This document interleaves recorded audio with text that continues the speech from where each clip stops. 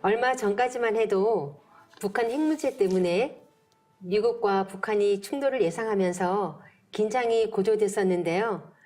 지금은 언제 그랬냐는 듯이 한반도에 평화 무드가 지금 조성되고 있는데요. 정말 격세지감이란 말이 생각이 납니다. 저도 같은 생각인데요.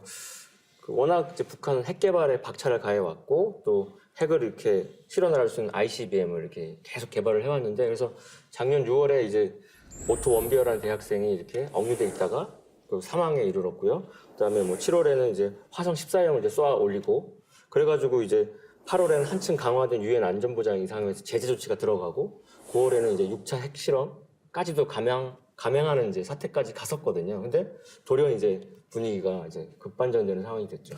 그렇죠. 그 당시 트럼프 대통령이 북한은 화염과 분노에 직면하게 될 것이다. 또는 뭐 유엔 총회에서 김정은을 가리켜서 그 로켓맨이 자살임무 중이다. 그렇게 이제 비아냥거리면서 또 뭐 미국과 동맹국을 방어하기 위해서라면 북한을 완전히 파괴시키지 않을 수 없다. 토털리 디스토리라는 강력한 표현까지도 썼었잖아요. 그래서 실제로 대화를 이렇게 비교해 보면 그 올해 1월 2일 날 이제 그 트럼프가 김정은을 향해서 야, 너 책상에 핵단추 있어? 나는 더 크고 작동도 잘 돼.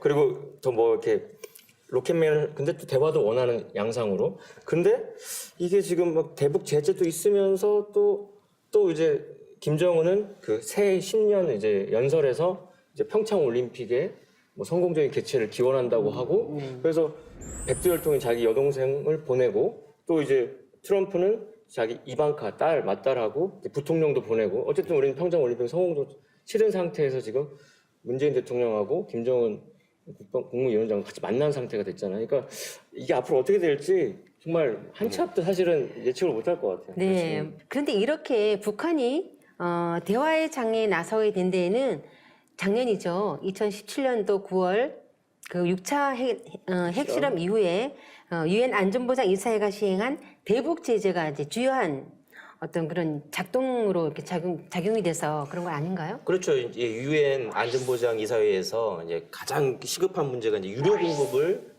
축소시키다 보니까 이제 북한의 경제를 할지 그다음에 이제 그 군대 운영에 이렇게 걸림돌이 돼 버린 거죠. 이제 그러다 보니까 이제 북한이 더 이상 전쟁이 아닌 대화 국면으로 나아가야 되겠다. 이제 그렇게 해서 올해 신년사부터 이렇게 어떤 평화의 모드로 이렇게 나오게 아닌가 싶습니다.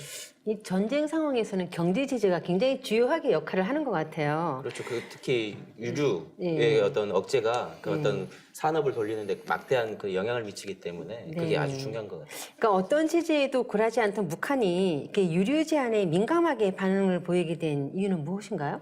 그 석유랑 전기라고 하는 거는 산업을 돌리는 가장 원동력이 되는데 실제로 우리나라에 막 그 핵 잠수함도 오고 스텔스가 나고 전쟁 분위기가 완전히 급반전이 됐던 거는 그 제재가 큰 역할을 했다고 생각이 되고요. 실제로 일본이 이제 원폭을 맞게 된 사건은 이제 진유만 공습이라고 하는 그 하와이 이렇게 기습하는 사건이 있었지 않습니까? 근데 일본이 그렇게 가미가제 특공대를 써가지고 그렇게 기습하게 된 것도 미국이 가만 보니까 일본이 이제 동북아 동남아시아 다 먹을 것 같으니까 제재를 그때 이미 석유 제재를 들어가니까 그렇죠. 자기들은 이제 벼랑 끝 전술로 그냥 했던 거고.